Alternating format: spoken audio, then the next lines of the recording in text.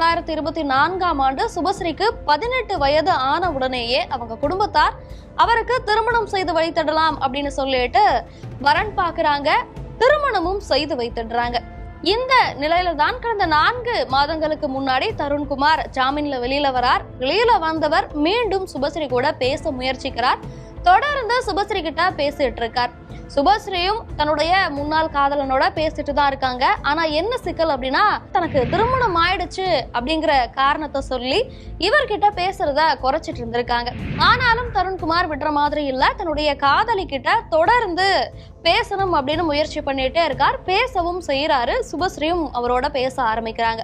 இந்த நிலையில தான் கடந்த புதன்கிழமை உங்ககிட்ட பேசணும், தனிமையில பேசணும், நீ வா அப்படின்னு சொல்லி ஒரு இடத்துக்கு கூப்பிடுறாங்க.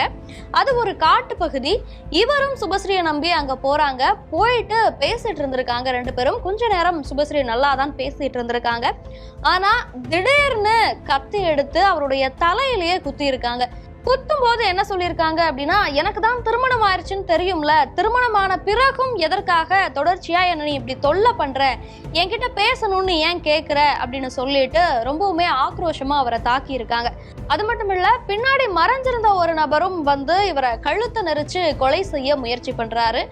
அதன் பிறகு இவர் திமிரு எழுந்து வந்ததுக்கு அப்புறம் சுபஸ்ரீ என்ன பண்றாங்க அப்படின்னா, இவர் தப்பிச்சு ஓடிடுவாரு அப்படிங்கிறதுக்காக பக்கத்துல இருந்த ஒரு கல் எடுத்து இவருடைய மண்டையிலேயே அடிக்கிறாங்க. அதுல ரத்தம் கொட்ட ஆரம்பிக்குது. ஏற்கனவே தலையில கத்தி குத்து அடியும் வேற பட்டிருக்கு. ஆனாலும் எப்படியோ சமாளிச்சு இவங்க 2 பேர்த்துக்கிட்ட இருந்தும் தப்பிச்சு அந்த காட்டு பகுதியில இருந்து வெளியில வந்துடுறார். வெளியில வந்ததுக்கு அப்புறம் கொஞ்சம் ஜனங்கள் நடமாட்டம் இருக்கு. கத்திட்டே போறாரு, என்னை காப்பாத்துங்க அப்படின்னு சொல்லிட்டு. இதை பார்த்த மக்கள் அவரை காப்பாத்தி இருக்காங்க. இது எல்லாத்தையுமே அவர் காவல்துறை விசாரணையில சொல்றாரு. தொடர்ச்சியா சுபஸ்ரீயும் அவருக்கு இந்த கொலை முயற்சிக்கு உதவியா இருந்த 19 வயதான கல்லூரி மாணவன், அவரு சுபஸ்ரீயுடைய சொந்தக்காரர் அப்படின்னு சொல்லப்படுது. இவங்க 2 பேரையும் காவல்துறையினர் கைது செய்திருக்காங்க.